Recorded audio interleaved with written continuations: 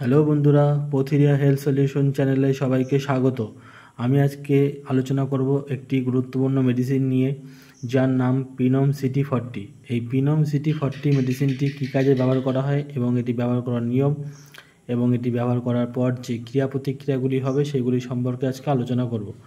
তো বন্ধুরা, পিনম সিটি 40 মেডিসিনটি জানার পূর্বে প্রথমেই আপনাদের বলে রাখি, আমার এই চ্যানেলে যারা নতুন তারা অবশ্যই আমার চ্যানেলটি সাবস্ক্রাইব করবেন, যাতে পরবর্তী ভিডিওগুলি আপলোড করার সাথে সাথে আপনাদের কাছে পৌঁছে যায়। তো বন্ধুরা, এবার আমরা জেনে নেব পিনম সিটি 40 মেডিসিনটি সম্পর্কে। তো বন্ধুরা, প্রথমেই জানবো যে পিনম সিটি 40 মেডিসিনটি কী মলিকুল বা কী কম্পোজিশন দিয়ে তৈরি হয়।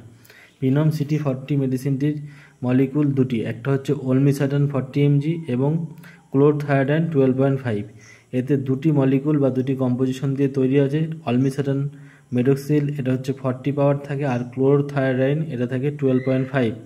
এটি 10 পিসের ট্যাবলেট হয়। এই 10 পিসের ট্যাবলেটের দাম পড়ে 280 টাকা। তো বন্ধুরা, এই মেডিসিনটি আপনারা ম্যানুফ্যাকচার করে থাকে লুপিন ফার্মা এবং মার্কেটিংও এটি লুপিন ফার্মা করে থাকে। তো বন্ধুরা, এই মেডিসিনটি আপনারা আপনাদের নিকটবর্তী যে সমস্ত মেডিসিনের দোকান আছে সেইখানে আপনারা এটি পেয়ে যাবেন।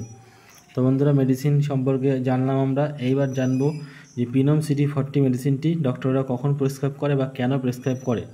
পিনম সিটি 40 মেডিসিনটি মূলত যে কম্পোজিশন ওলমিসাটান এবং ক্লোরথায়োডাইন, এই কম্পোজিশন দুটির কাজ আমাদের জানতে হবে।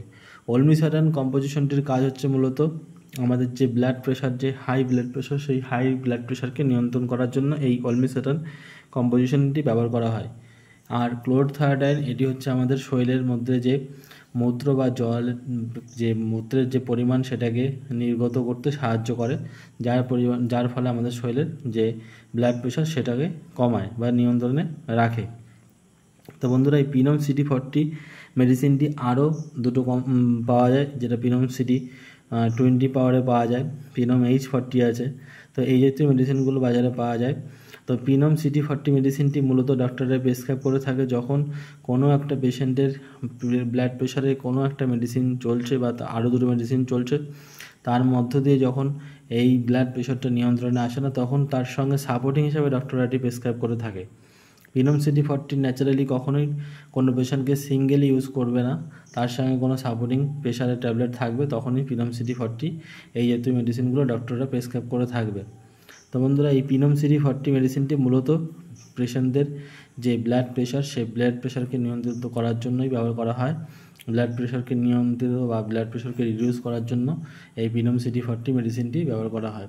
তো বন্ধুরা, এই পিনম সিটি 40 মেডিসিনটির এবার আমরা খাওয়ার ডোজ জানবো বা এটা ব্যবহার জানবো। মূলত এটি সকালবেলা ব্রেকফাস্টের পর দেওয়া হয়। কোনো কোনো পেশেন্টের ক্ষেত্রে ডক্টর এটি রাত্রেও প্রয়োগ করে থাকে। তো অবশ্যই সেটা অ্যাজ এ ডক্টর হিসাবে যখন প্রেসক্রাইব করবে, আপনারা সেই ডক্টরের পরামর্শ অনুযায়ী এটি খাবেন। তো বন্ধুরা, আমরা এটি খাওয়ার নিয়ম জানলাম। এবার জানবো যে এই মেডিসিনটি প্রয়োগ করলে আমাদের মধ্যে কোনো সাইড এফেক্ট হবে কি না। তো বন্ধুরা, অবশ্যই এই মেডিসিনটি প্রয়োগ করার পর যে সাইড এফেক্টগুলো হবে সেগুলো হচ্ছে নওশিয়া, বমিটিং এবং হেডেক। এই যে সমস্যাগুলো এগুলো হতে পারে, বা স্টমাক পেন। যদি এই সমস্যাগুলোর সম্মুখীন হয় তো অবশ্যই ডক্টরের সাথে কনসাল্ট করবেন। তো বন্ধুরা, পিনম সিটি 40 মেডিসিনটি সম্পর্কে আমি আপনাদের জানালাম।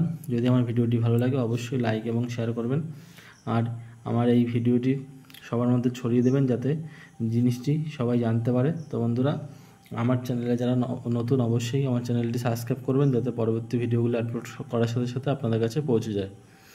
সবাই ভালো থাকবেন, সুস্থ থাকবেন। Thank you.